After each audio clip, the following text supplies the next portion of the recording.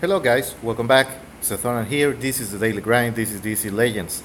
Um, I haven't uploaded in a while because I stopped playing for a couple of days during the last month. I sincerely apologize for not continuing with the step-by-step guide for newbies, but I felt that it was redundant, and sincerely I don't have the time to run two accounts that deep anymore, especially with Siege and the raids and stuff like that. But I wanted to give my opinion on the raids event, even though it is a bit late now. Uh, all the hype has already subsided. The event has a lot of um, mechanical problems, so to speak. The goals or the milestones are way too high for free players, and they are even too high for paying players, for whales, minnows, dolphins, sharks, or whatever they want to call them. I feel it was excessive. It wasn't fun, really. Um, it's very, very boring, very repetitive, without any meaningful reward. Some people argue that it pays for itself. Sorry, that it pays for itself regarding blue energy, and with that, I kind of agree in a sense. Uh, Depending on how you play, it can become self-sustainable, but the real drawback is that it's a rat race again, and pretty much like playing Wraith Arena. It's a rat race. It's not something that is actually enjoyable. Maybe for a couple of minutes.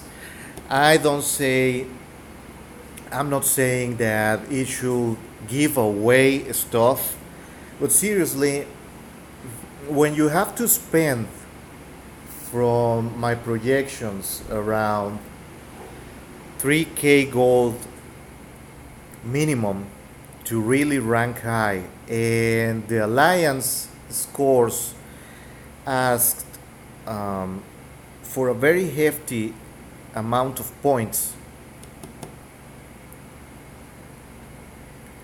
um, it's just not worth it. The prices are very, very small.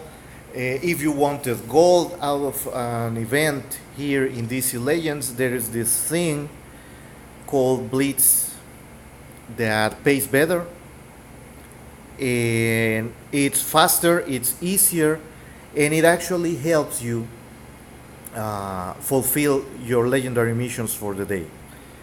Uh, you can actually spend gold in Blitz if you have a decent roster, even if it's not meta. You can rank well in Blitz, spending 1,000, 2,000 gold, and most of the time you will make back what you invested and have a very attractive profit. I usually just spend 400, 600 gold on this and make a profit of around 1,500 to 2,000 gold nuggets. So that's pretty cool for free players. It's basically free money. Um, but Siege was, Siege raids were just abysmal. The 5 rebirth tokens are not enough incentive to sink a ton of money here. Uh, there were a lot of people that completed it, mostly from the whales side.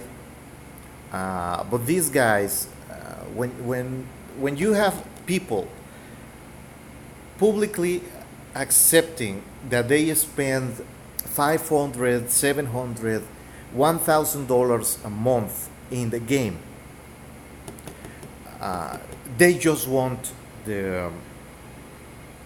the bragging rights, so to speak.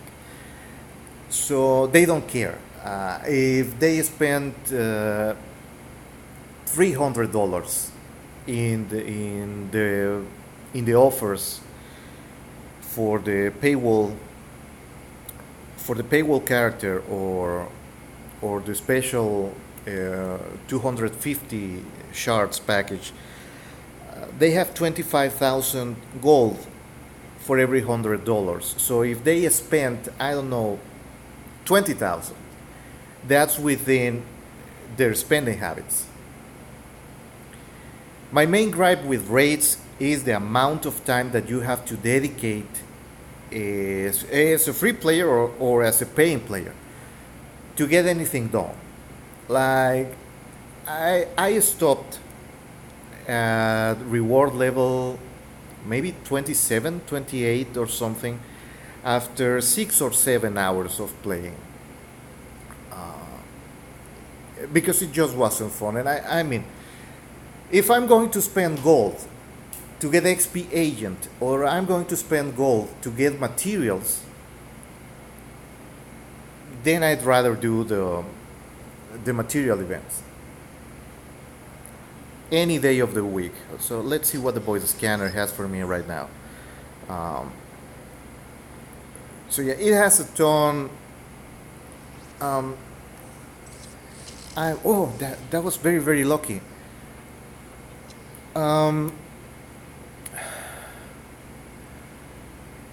There's so much room of improvement, and I'm going to repeat again a statement I made during the last raids. I feel that the developers have to stop being proud. They have to become a bit more humble and look at the competition. And I don't mean Marvel Strike Force, and I don't mean any Western developed game. I feel that they have to look at what the top earners are doing with raids like maybe Galaxy of Heroes for Star Wars, which, if I understand correctly, the development team for DC Legends, some of them worked on Galaxy of Heroes, and you can see the influence in this game from Galaxy of Heroes. But they have to be humble and accept that they are not up to standard. I mean, this game, like it's presented with the mechanics it has, 10 years ago, it will have been revolutionary. It's very, very friendly to free players, that I can give them. It's very, very generous with the amount of gold that you can earn for free inside of the game, not spending a single buck, even though now I am a paying player, so to speak, because I have spent the incredible amount of $1 of Google credit to buy 1,000 gold nuggets during the raids. So I'm not fully free to play anymore. Sarcasm aside. But I really have to look into other games and their mechanics, and not necessarily copy them exactly. But they should look at what works, what's engaging, because raids, as they are not introducing anything new to the genre. And more sadly, they feature game mechanics from 10 to 12 years ago. I mean, I even played EverQuest in Dark Age of Camelot, which were grindy as all hell. Lineage 2 for the PC when it originally launched around 2004, 2005, I believe. So that's well over 12 years ago. And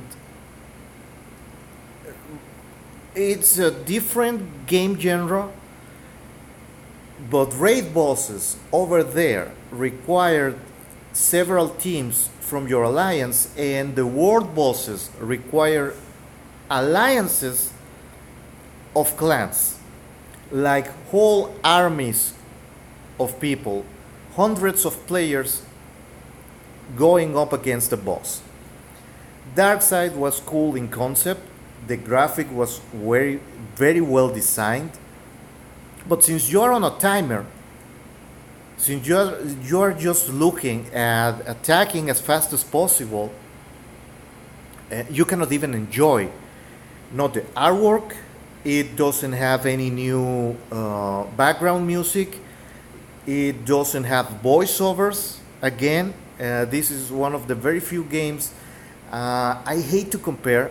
I have posted gameplay from Knights of the Zodiac, and I cannot believe that Knights of the Zodiac has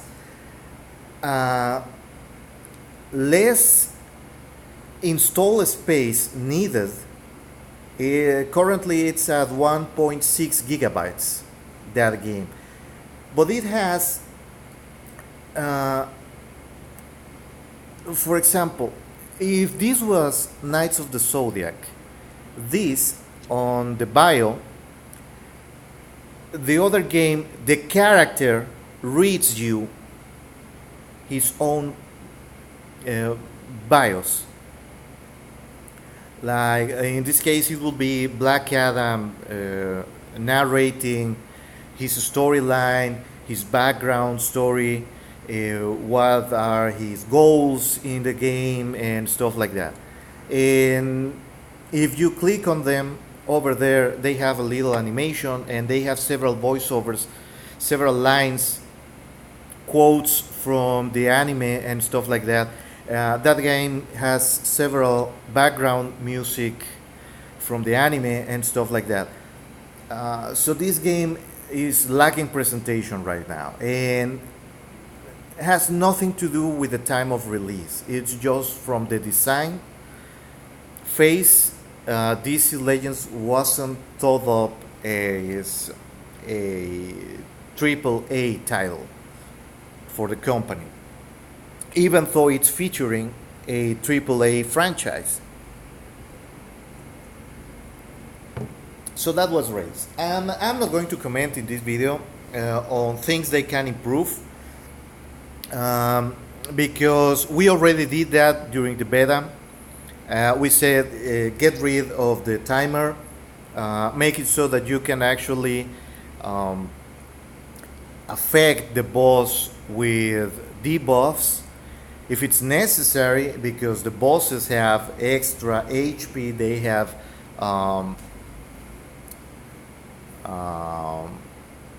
bigger defense scores, bigger attack scores, and stuff like that. I understand that, for example, Bleed will be way too powerful, but seriously, who is running Bleed meta in this game? Like, will it really kill the game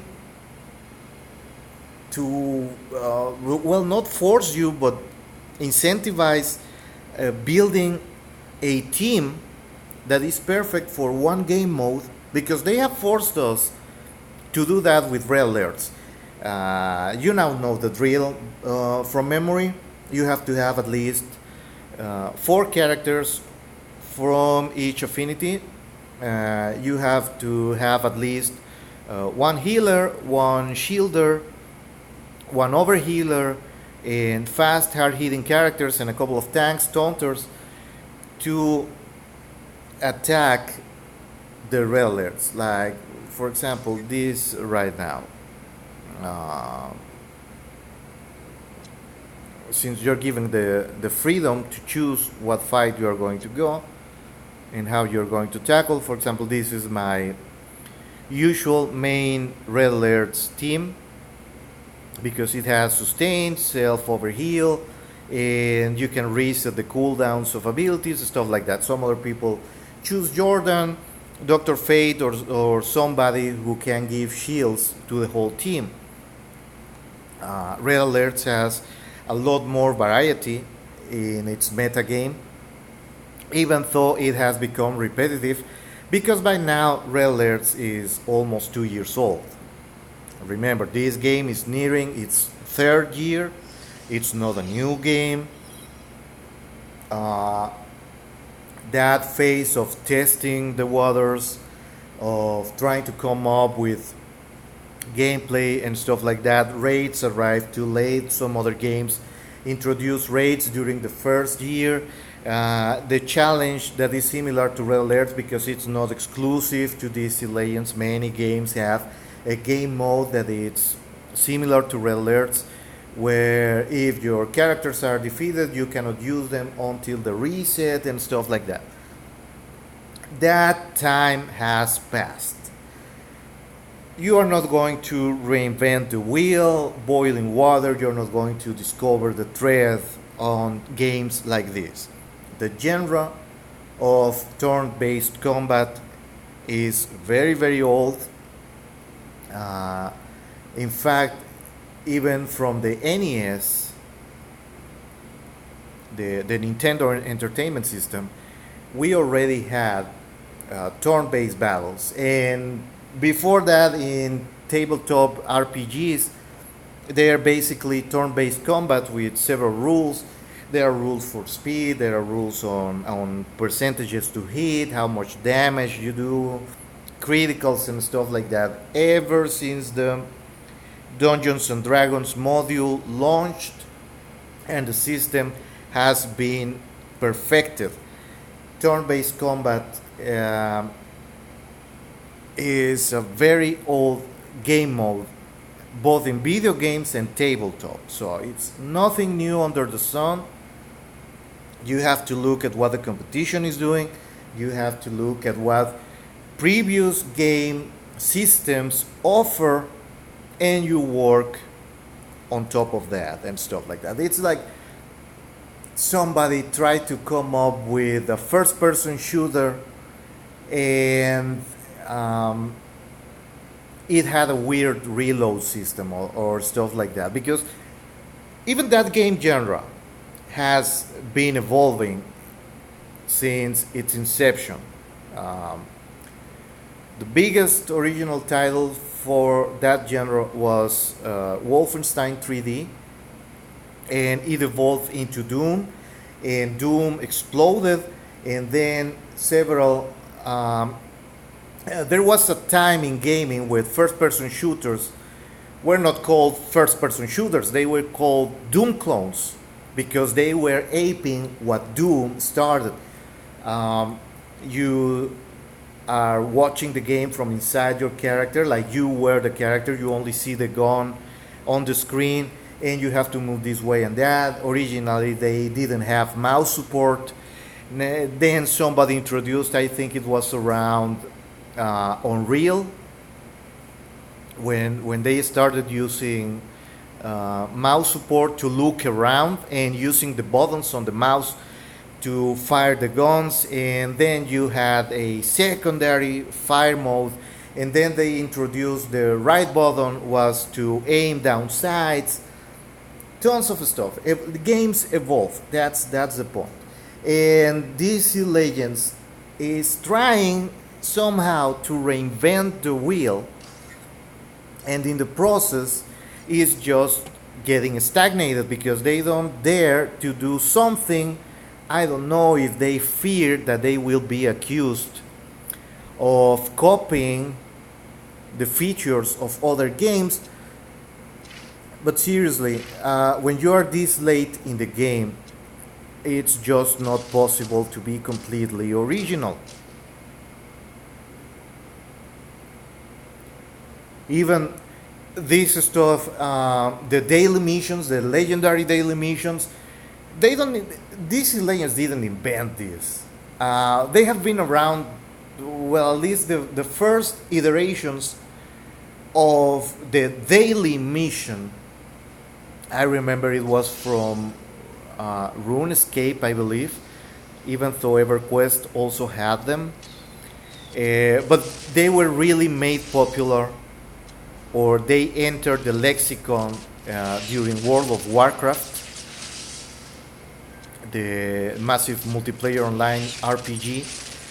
That's where they started being called the daily missions that you have to complete every day.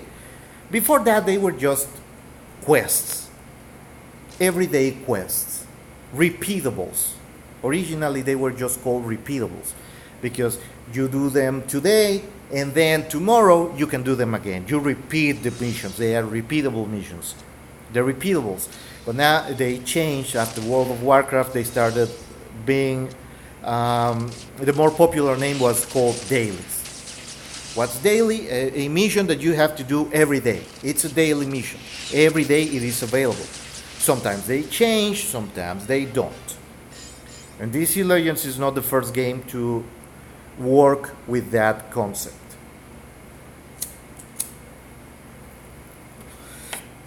Well, now on to brighter stuff, to more positive stuff. I'm liking Mr. Miracle. He's definitely not a Metatune. Um, I forgot to record this, but I fought Loot, and Loot has a very interesting team. He's also this one. He's also showcasing Barda, Big Barda, and even though she is not yet legendary for Loot, I can see her working very well with Ares. But Mr. Miracle, um, I don't think this is the right composition to use Mr. Miracle. He has Loot has him legendary 3, um, but I don't recall this guy using the call assist on Barda. And this is the thing. This mother box analysis should be your first upgrade for Mr. Miracle if you're going to work with him, because that call assist, even at a 50%, fires up very, very often. Um, he's a good character, not very high damaging. If you don't have Red Robin, this is something that that is pervasive through all reviews of Mr. Miracle, is that he's the Portsman version of Red Robin. So yeah, I agree with that. If you don't have Red Robin for any reason, if you don't have him geared, you can bring him to Legendary 2 at least, or you chose the wrong quote unquote upgrades for Red Robin, then Mr. Miracle is a nice replacement. It also has the advantage, so to speak, that he's a green character and he's going to work against Bad Girl meta, for example, or just plain Harley Quinn meta, because his Boom Tube attack is a can't miss, and yeah, it's not high damage in the sense that he's not going to one shot anybody. The basic is abysmal, whatever. I don't think you're going to be using his aero discs very often, because the boom tube analysis is on a fairly short cooldown, and you will be using the mother box and the boom tube um, in tandem. So you're going to give somebody else true sight, Mr. Miracle gains true sight, and then that enables the rest of his kit, and you use the boom tube and maybe then the aero disc if you have to finish one opponent or something like that. But definitely not a meta character. He's not going to one-shot anybody, even if they are red. The utility is marginal at best. I think he needs a rework, or a not so much a rework in stats, but seriously, his second passive is next to useless to everybody. The revive percentage is very, very low. If they want to keep that as a revive, well, dudes, make Mr. Miracle the green Swamp Thing then.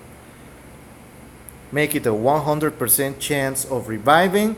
If you have to, I don't know, Swampy, I think Well, Swampy's 100% chance to revive himself, and then 80% chance to revive the team with awareness and mans. So that's double functionality. This evergreen, yeah, it's 100% chance to revive, and 85% of reviving the whole team. So I feel that that will make Mr. Miracle way more viable if they intend to keep his second passive as a revive. Because a 35% chance of reviving, I don't care if you have seen him revive 10 times in a row, it's not a done deal. And the utility is just a single perception, well, single awareness to the whole team. So that's not a guarantee. That's not worth a legendary point. The rest of the kit is alright, even if I feel it's way too constrained. Like somebody has to be invisible or taunting. So if you're facing a team that doesn't have invisible guys or taunting, because it has to be the enemy, not a hero on the field. That's the difference with Red Robin. Red Robin has a chance of going invisible if somebody else is invisible. And then he gets out of turn attacks and stuff like that. So I feel that the rework for Mr. Miracle would need to have not an out of turn attack, but change this, because this is very powerful, can miss and transfers 2 debuffs from each teammate to the target if any enemy is taunting or is invisible. That's I feel it's way too restraining. Like, maybe keep it just invisible, not taunting, to use this skill, and change it to any hero on the field is invisible. That would make him, that small change I feel will make Mr. Miracle way more viable. And seriously, if you're going to keep this, give him something else. I don't know, 80% chance of revival, and add something to this passive. Because reviving by itself and just adding a single awareness,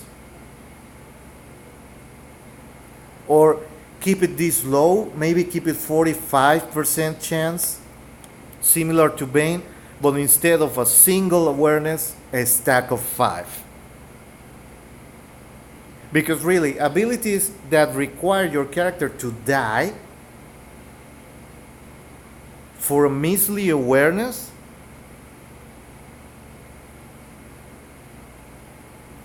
I will bring Swamp Thing instead, and he gives a single awareness but a stack of mans and revives the whole team. So not a bad character, but could be way better. Way better. It doesn't have to take the place of Red Robin, but for example, if they made the first change that I proposed of changing his first passive to work, if any hero on the field is invisible, then you can make him work with Red Robin, you can make him work with Batman Cape Crusader, you can make him work with Robin, you can make him work with Deadshot, and you can make him work with the Scarecrow. So that would open up the amount of teams that Mr. Miracle can actually work on. And that's my take on this character. I'm a fan of the character itself. I'm going to bring him to Gear 11 eventually. probably for next month, because right now uh, I don't have access to Big Barda, and she's related to this next character, the Ares rework. Steppenwolf was mostly a restat. He has the exact same functionality as before, works a little better, still shines as leader, has a bit more survivability, but Ares was a big improvement because now he can properly tank. He is a tank, a goddamn tank. And even though he triggers some of his skills through rage, you are better off putting Ares along with a critical team. Like Castaway Green Arrow, Deadshot, Steppenwolf, Harley Quinn Mad Jester. If you don't have high critical characters, the use of Swamp Thing is a companion to Ares, since he gives crits up with his basic if it's upgraded to legendary. The more criticals you get, because I have seen Ares being criticized by some people and complaining that he is slow. Yeah, he's naturally slow, but whenever, if you pair him, for example, with Steppenwolf, that gives meter on a critical, then Ares, who also gains meter, heals, stamina up, and if his leader strength ups from criticals, he slowly turns into a beast. And he has the survivability for the long run. This was from before. Ares was a good character before. I fought like maybe 6 or 7, and sometimes I wasn't able to win the fight because by the time you actually managed to get to Ares, he had already so much HP from his passive because his stamina ups are permanent.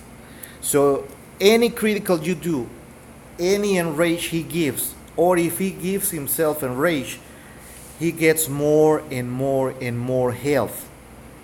And now he has a decent pool to start with. For example, even at gear 9 and level 60, that's 20,000 HP. With his leader,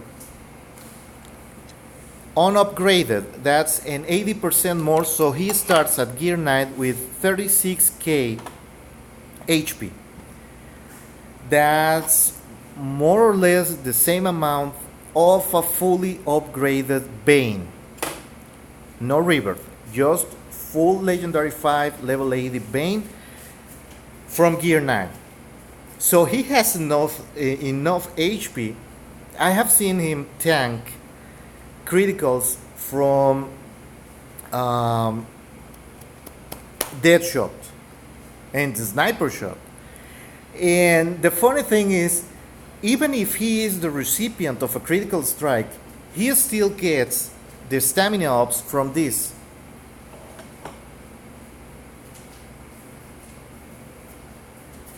Because at the end of turn of every hero, if any hero that's allies himself or the enemy team is enraged or performed a critical impact, Ares gets 1 permanent stamina up. And even though the turn meter is very low, I think it's 8%, that's per critical hit. So that quickly adds up. 3 criticals in a row, it's 24% meter.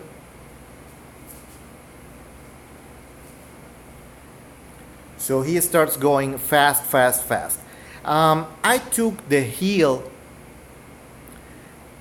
precisely because I don't have him fully geared, and I'm not going to gear him anytime soon.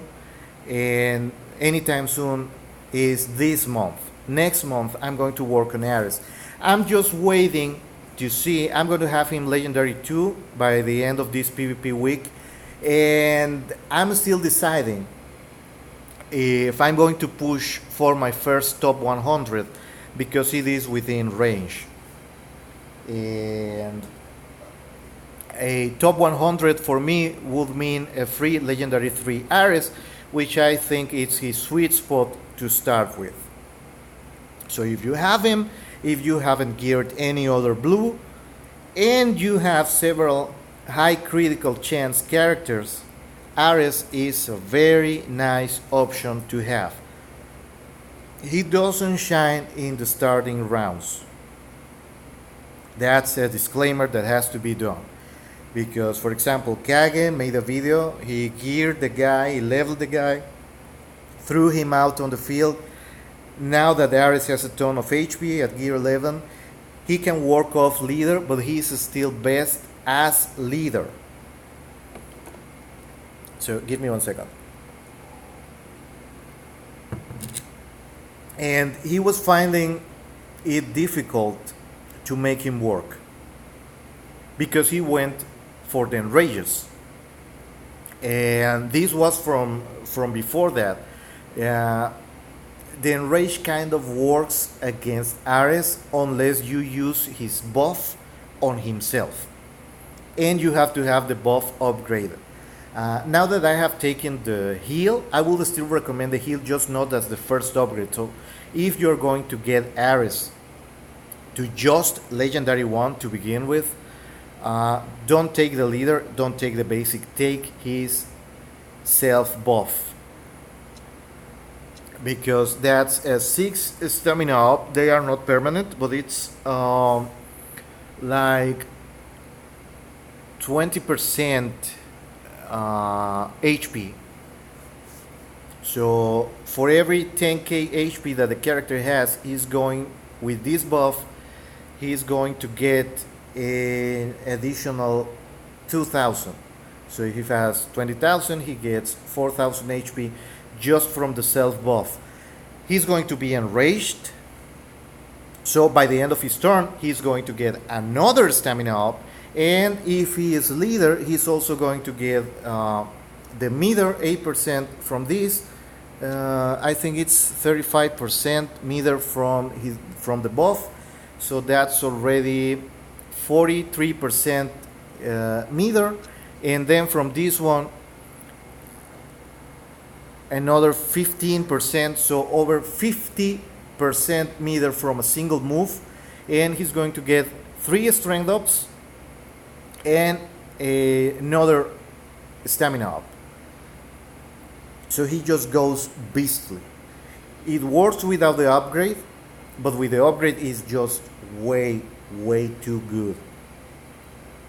I have seen some people recommending this because it gives debuff immunity, but it can miss, and it's random who gets that. It enrages a random enemy on the field. So if you don't have any other debuff immunity character, maybe this would be nice. But I will still go self buff first, so 2, 5 if you want him leader, and if you don't want him leader, 1, 2, 1, 5, 4, 3. That would be my build, even though I chose force first. It gives him even more survivability, especially if he's under 50% health.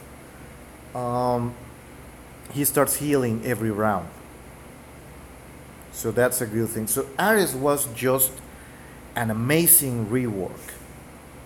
Wasn't bad before. You didn't see a lot of Ares because he's been severely limited in availability. He hasn't had a ton of sales. He hasn't had a heroic challenge. He only got 2 PvP weeks, I believe, before this one.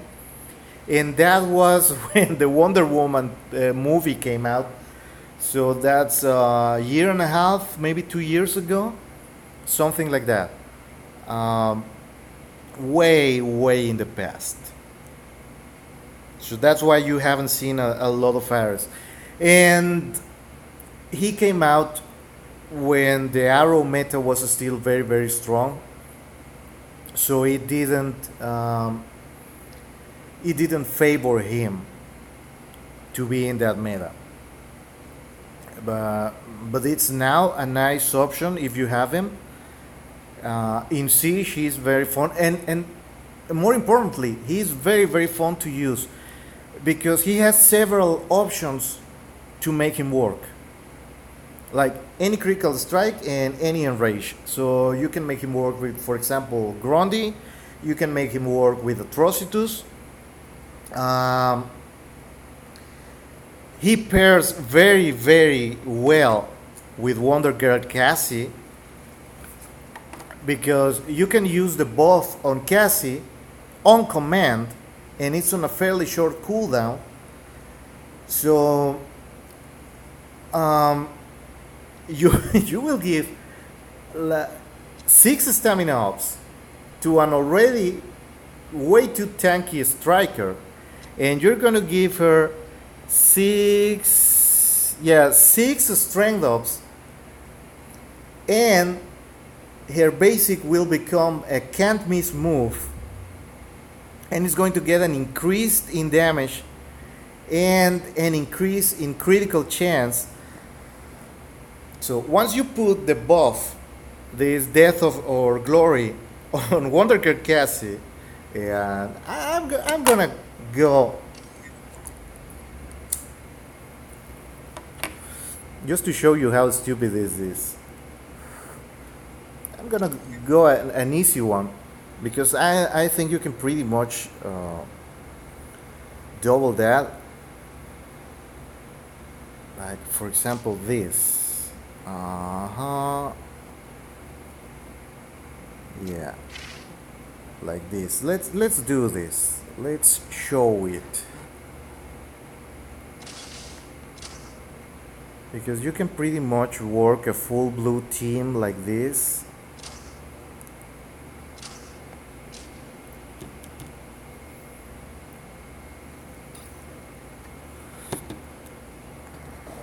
And well, just as a disclaimer, both Wonder Girls are Gear 11, but Donna Troy is not precisely known for having a big damage output. And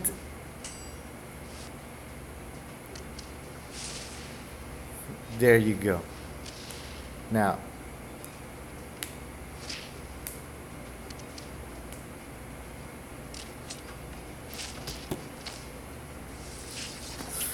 but Aquamoa is Gear 10 and Ares is Gear 9.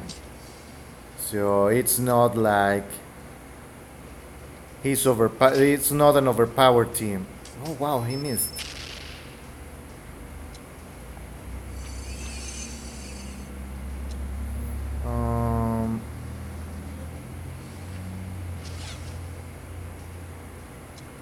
Like this. Even more strength ups.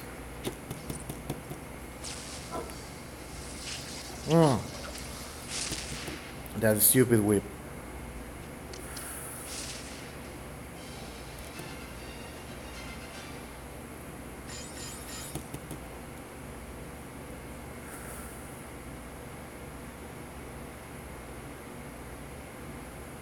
But let's see. I don't like doing this, but I'm going to spend gold to buy PvP energy. Yeah, because I'm not going to wait 20 minutes for this. Where's the PvP energy? Here.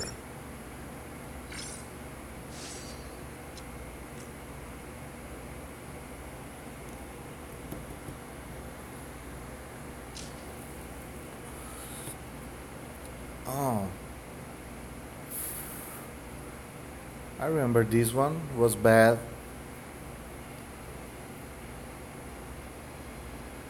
So maybe this guy.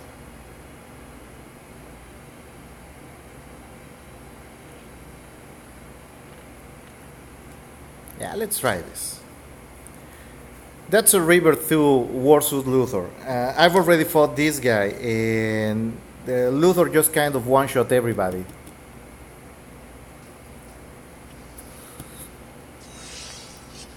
So let's try this again. Let's see if I can make this work.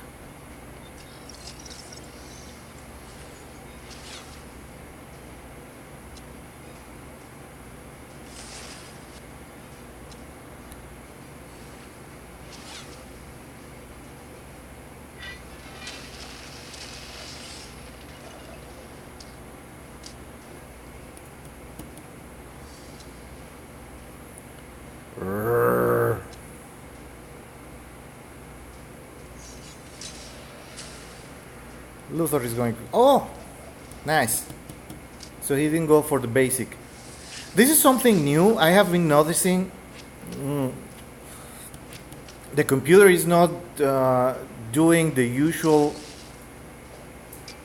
pre-recorded stuff. And as you can see, Ares, even if he gets stunned and gets a critical, he gets a stamina up.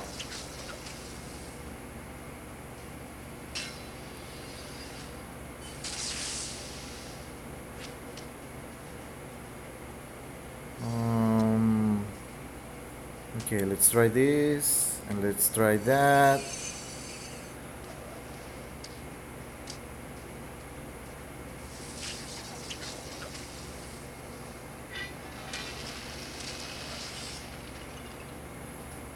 Come on, stun him. Random number generator, dudes. That's the name of the game. Ah, come on.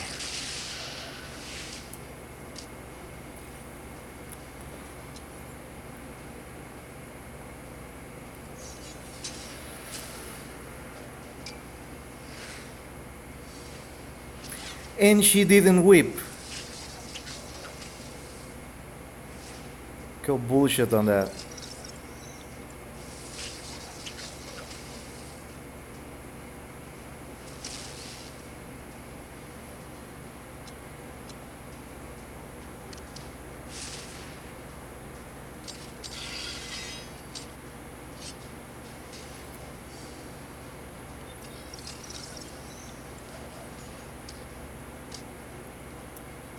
But see, that's a gear 9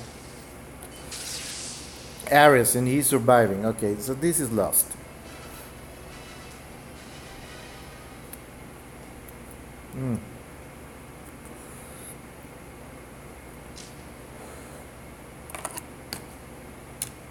But he took more damage than Batman.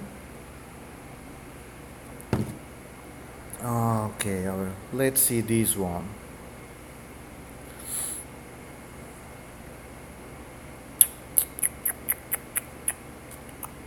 Alright, let's give it a try. I'm just showcasing Ares at G9.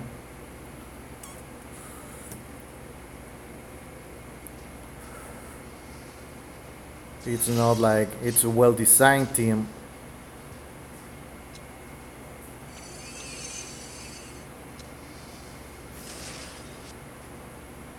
Either way.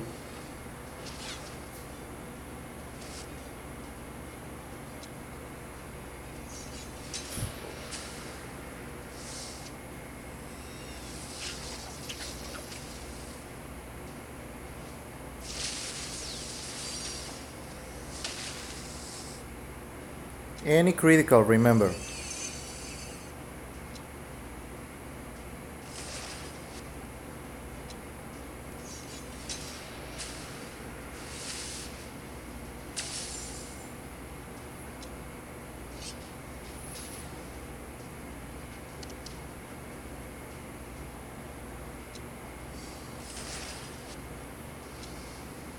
That's just how we roll.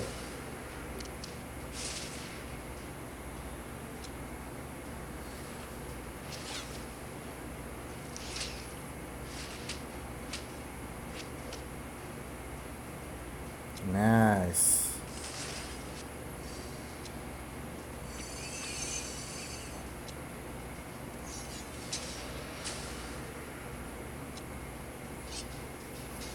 So very slow team.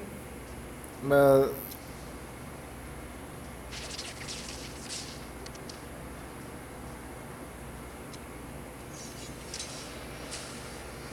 it gets the job done.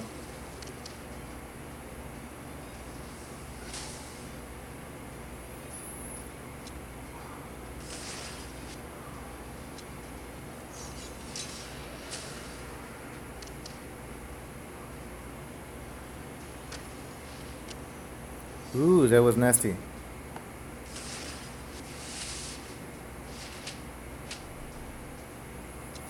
Of course, the criticals have to be on the active turn for them to register towards Ares.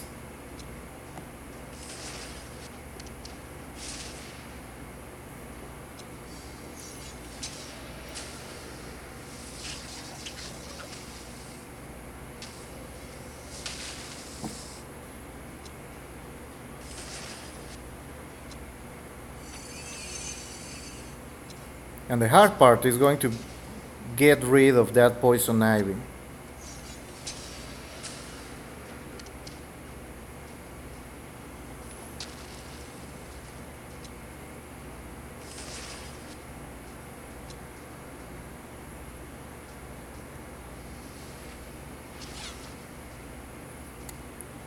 Well, goddamn.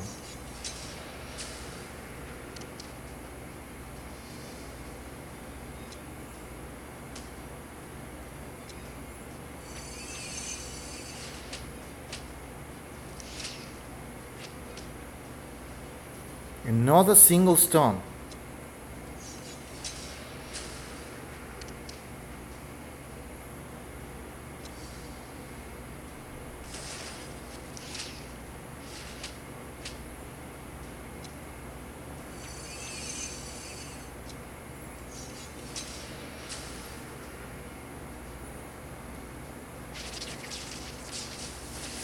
Ah,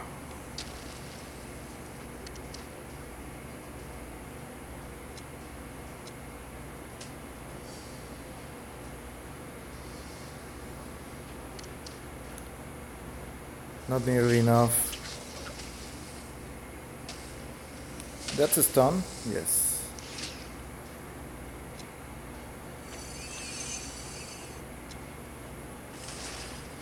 Come on. I know a lot of people don't like these kind of fights that take forever, so to speak.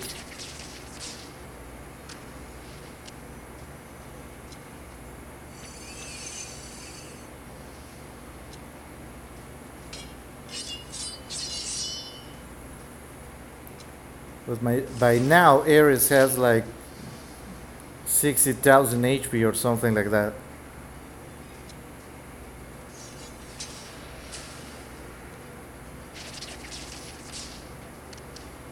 And there you go.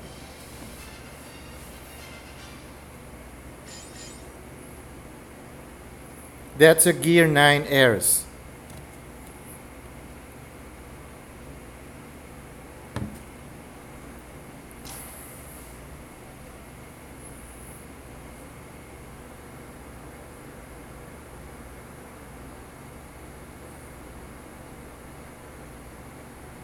Urgh.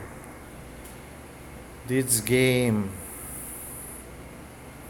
and its amazing netcode.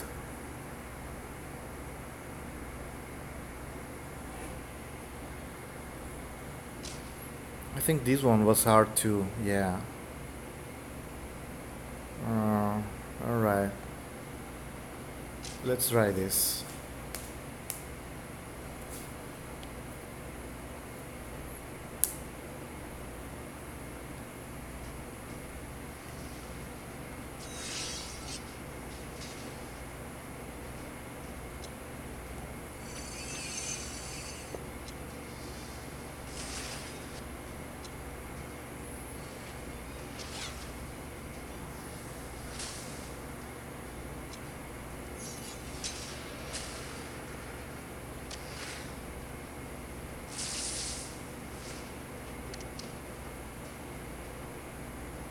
That was odd.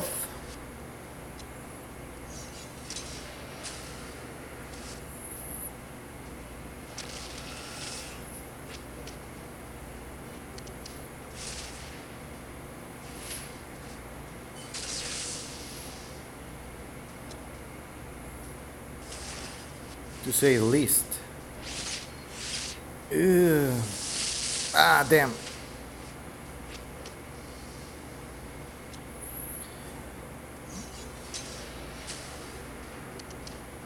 Goodbye.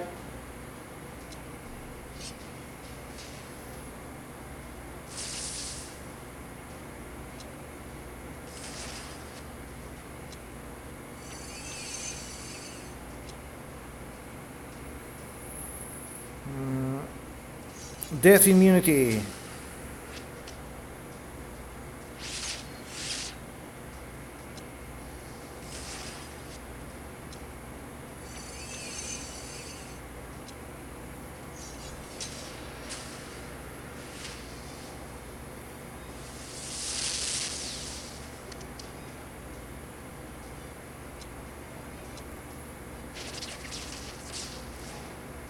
Alright, we have to get rid of one of these guys.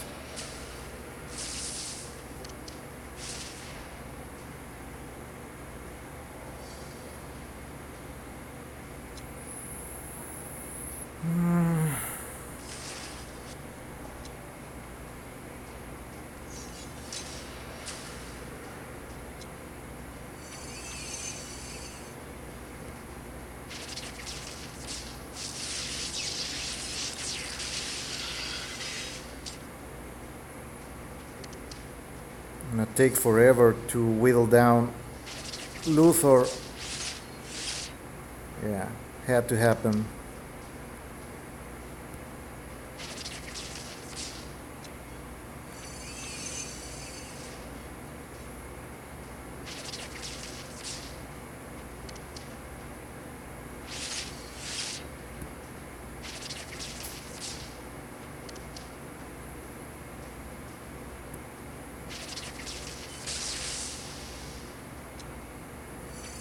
You have to get him to under 50% health before he stops being dangerous.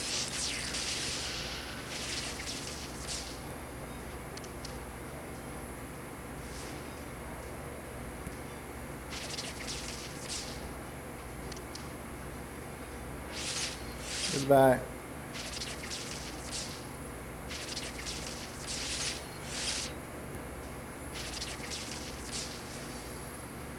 Just too much. I'm dead.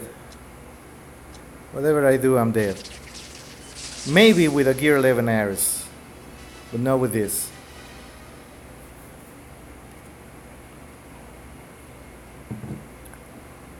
Or maybe switching the leader around? I don't know. But still, he's usable. And well, not many people had him before Wonder Girl launched. But there you have it. He is a fairly usable character. Alright, what do we have here? Yeah, whatever, let's give it a try and close the video. Add an hour long. So I'm very, very happy because when you see a character performing this way at Gear 9, it only means that he gets better with age, with more gear.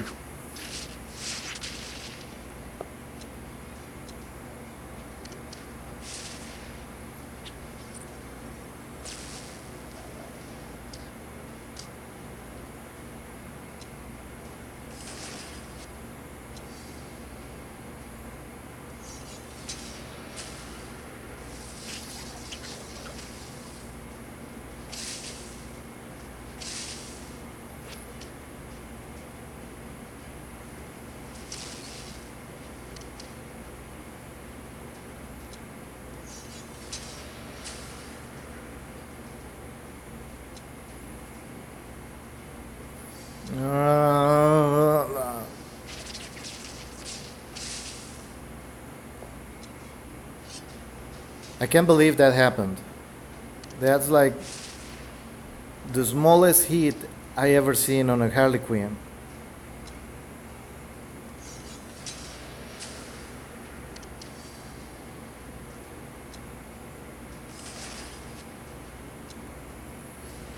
Now let's just try to stun her.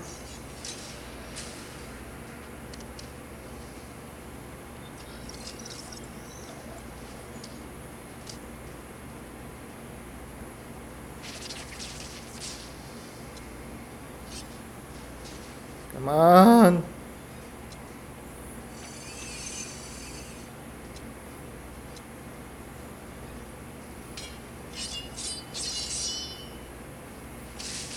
Oh, double whammy.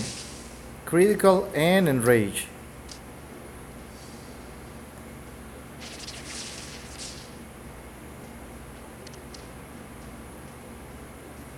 Stun. Yes.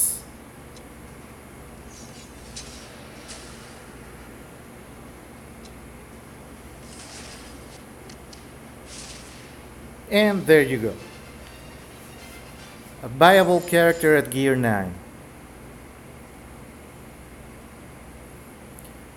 Versus a Harley Quinn and Batgirl team. So draw your conclusions from there. Is the rework worth it? If you have Ares, if you have him legendary 2 or above, or you're going to end up with a legendary 2 or above, gear him. He's very, very hard to bring down. Of course, going against a Wonder Woman POT leader is going to be a problem. Because she can completely negate the bonuses from criticals and enrage.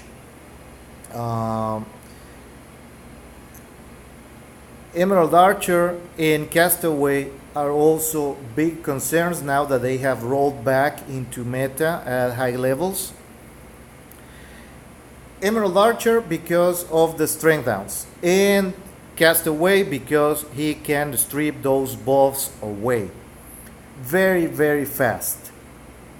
Even if you have awareness, Castaway Basic is going to strip 2 or 3 buffs from him. So if you get your stamina ups taken away, Ares becomes more manageable. Survival Suit Lex Luthor, even though pretty much nobody uses him, but that's still a concern because of meter control and buff immunity on his basic that also has Purge, and going against another Ares because it's a never-ending race of who stuns and enrage the other guy. That's what you're going to run into, and I will spend my energy later just to keep this video an hour long, but that's the way it is. On Big Barda, I see some potential with her, and especially because one of her passives works by having a certain number of stamina ups that Ares can provide. So maybe and Ares, Big Barda, and some other guys, maybe a Poison Ivy can work with that, because I have seen people wondering how to make a team that works that way. And then maybe Brainiac, just to protect yourself from early enrages if you go against the Harley Quinn team. So that would be a team I would create. It will go like this. Like Ares, I don't have Barda, so let's pretend. Let's pretend that Giganta is Barda, and then where's Brainiac? I know I don't have him geared. Like this, and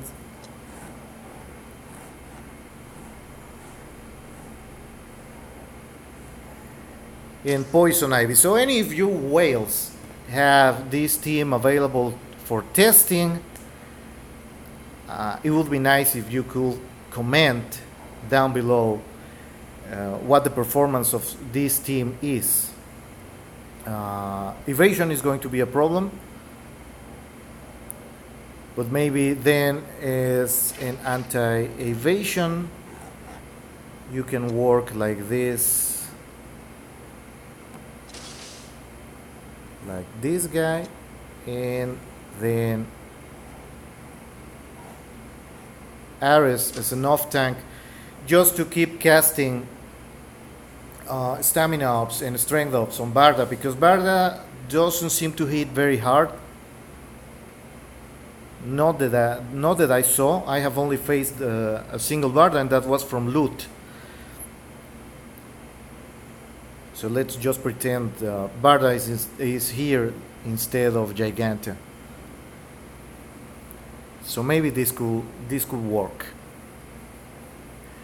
Well, that's my review. That's my opinion on raids and the Ares rework. Steppenwolf is more or less the same, and Mr. Miracle is not a bad character, but it's not going to shake up the meta in any way, shape, or form, except for people that are new to the game that don't have access to Red Rock. And he needs a rework. The passives are just way too complicated to use, and his second passive, I feel it's worthless. Like, not worth the rings, not worth spending an upgrade, a legendary upgrade on that second passive. I don't think it's worth it. I don't see it working at all. Well, if you like the video, subscribe to the channel. Remember, I will comment back as soon as possible, especially for all you newbies. And I'm putting the step-by-step guide on hold, because you can go look. I made a playlist on my channel for the material events, and even after the Black Adam rework, it's still pretty much the same. You just have to level up your characters a bit further. So level 40, 42 before you can attempt the energy event, especially. And the physical one also got a bit more complicated after the Doomsday rework. But you just have to wait a week and a half maybe before you hit a large enough amount of XP agents to bring your 8 characters, 4 energy, 4 physical to level 40, 42. You can do the material events at rank 2, rank 3, so it's not necessary to have legendary characters. And from your second week onwards, you will have access to gear 5 and the rest of the stuff. For the monthly event, you just have to work a team to gear 7, gear 8, and then you will be able to clear at least the first 4 nodes of the monthly event. So that's a legendary 3 character. The downside is that you have to choose between Siege and getting your monthly character. I will work at least a Mr. Miracle legendary 2, and not because he's very useful right now, but because for the next month he's probably going to be useful for that. Siege is another matter entirely, but you can rank well. I only fought like 3 days in the previous Siege before I stopped the newbie account and let it go, and I ended up with 45 shards, no, 50 something shards. So maybe I played for a little more time, maybe a week, winning my 3 fights for the day, a couple of extra energy from the legendary missions, and 50 shards for such a low effort, I think is very, very good for a newbie account. If you can get a unlocked paywall character with just a week of play, and that's sporadically, not really focusing on the paywall character, that's a very good result. So with that said, I thank you all for your time. I'm very, very grateful on how the channel has been growing, even though I haven't made a lot of content lately. It's personal reasons. I haven't had much time to play. One of the reasons I had to stop the newbie account because it was consuming way too much time for me. So remember to leave a like if you like the video. If you don't, well, don't. Just leave a comment stating why you don't like the channel to improve. I know I'm long-winded and my videos tend to be very, very long. Um, but I like to go more in depth on the reasons why I do certain stuff, and um, to give pointers to the new guys, because I keep seeing the same questions asked over and over again in the forums, and I feel that's because there's not enough coverage for the new players. I'm dropping the step-by-step guide completely. Um, but if you have any questions regarding to the game, regarding your roster, you can send me a personal message on the Reddit forums or through YouTube, and I will answer your questions to the fastest possible. Um, so thank you for your time, and we'll see each other the next time. In the meantime, keep grinding on.